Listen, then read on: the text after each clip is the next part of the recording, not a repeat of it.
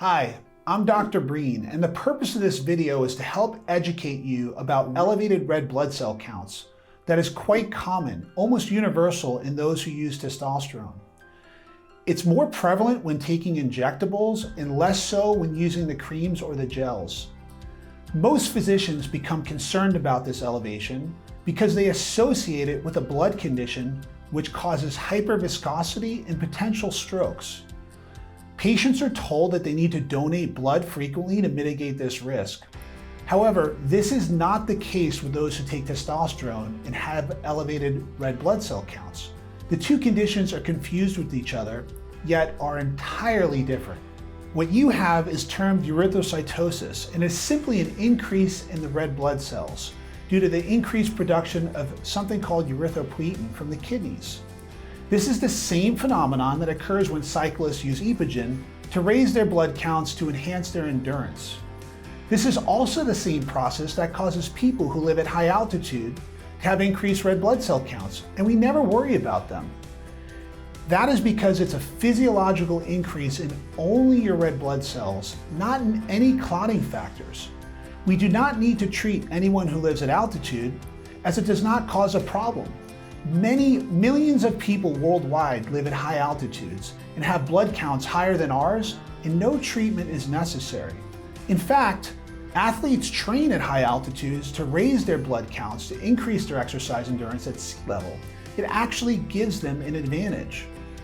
People with chronic lung problems such as COPD also have high red blood cell counts, and we never treat them as their response is physiologic.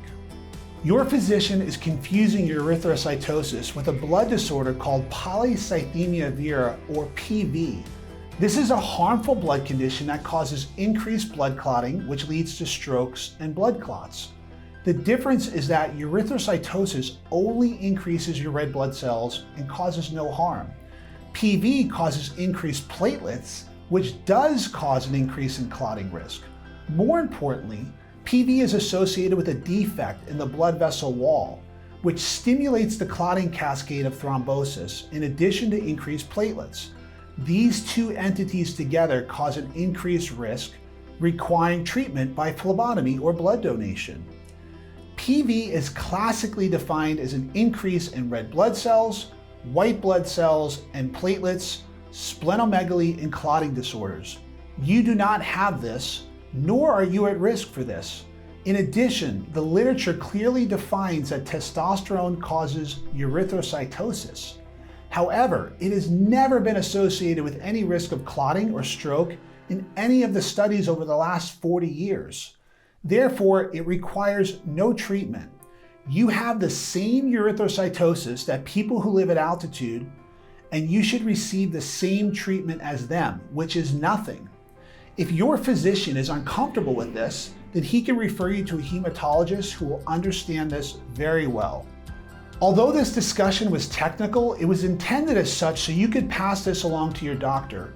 If he or she doesn't understand this, I highly recommend you work with an expert in testosterone replacement like myself. If you would like to become a patient, simply give us a call at 877-721-0047 or visit us on the web at www.breencenter.com. Lastly, if you like this video and it was educational, please click the like button and feel free to subscribe for regular content on hormone replacement. For more details and information, please contact us at 877-721-0047 or visit the FAQ section of our website at www.breencenter.com.